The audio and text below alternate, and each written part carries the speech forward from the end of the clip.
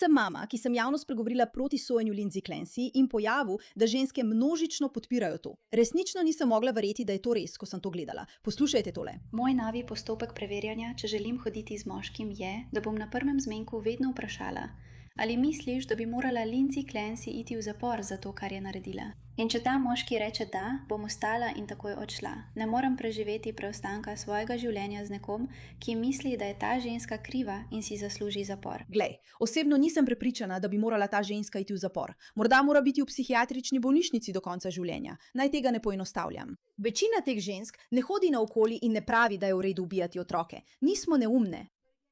Ampak spet, enačenje med težavami materinstva in izprijenim ter psihotičnim dejanjem, kot je umor lastnih otrok, ni nekaj, kar bi morali kot družba normalizirati.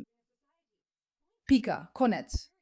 In to je težava tega pojava, da je dejansko normaliziral poporodne težave do te mere, da jih enači z umorom. In to je narobe. In mislim, da bo to vedno narobe. In s tem imam težavo. Dve osebi in jo vprašati, kaj mislita o Lindsay Clancy. Trpeti v tišini, ne? Tega ne počneš. Ne, ker nisi jebena ženska. Naj sem. Torej, kot pravim, ti kot pravi, da je zamudila vsako žensko. Ker vse prekleto preživimo v tišini. Da bi morale vse prekleto to naredimo brez podpore. Ni res. Ne, ni res. Ne, jebi se. Ne govori nam, kaj počne in česa ne počne. Ona zveni noro in moški pravi, da to meče slabo luč na ženske. In se strinjam z njim, ker kot ženska, ki je rodila in kot ženska, ki je šla skozi poporodno obdobje in kot ženska, ki je imela svoje lastne težave in ne drzni si mi reči, da ne razumem.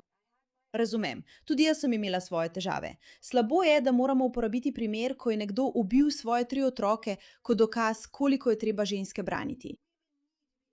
To je preprosto tako izkrivljeno. Ne, to je popolnoma noro, ker je tako. Ženske lahko naredimo vse. Lahko delamo polni delovni čas, lahko skrbimo za svoje otroke, lahko usklajujemo vse preklete urnike, ampak vedno bo videti, kot da nismo dovolj. Si mama, ki je doma z otroki. Zakaj se ne izpolniš tako, da pridobiš univerzitetno izobrazbo? Narediš to, narediš ono. Delaš, pa imaš nekoga drugega, ki vzgaja tvojega otroka. Na tem hribu. Ampak uporabec ta primer zato mislim, da ni pametno. Sem ima prav. Tako Mislim, da prepričana sem, ženska, kar ki govorim, ubije svoje da 3 otroke, ni tista stvar, za katero bi se morali boriti in reči, da je to tisto, kar ženske potrebujejo in da je to zdravstvena oskrba, ki jo potrebujejo. Ne, ker pravim je, da ja, to drži, pravim, da je tako da narobe. to spremeni Morda to, reči kar tudi ti. govorim. Še enkrat. Še enkrat. Večina izmed nas se strinja, da bi morale biti spremembe in reforme ter premiki k podpori ženskam in dejanskemu vrednotenju žensk, ker prinašajo otroke na ta svet. Ker je to najbolj neverjetna stvar na svetu in s tem nimam nobenih težav. Ampak izbrati primer ženske, ki ubije svoje otroke, za tak namen je res narobe.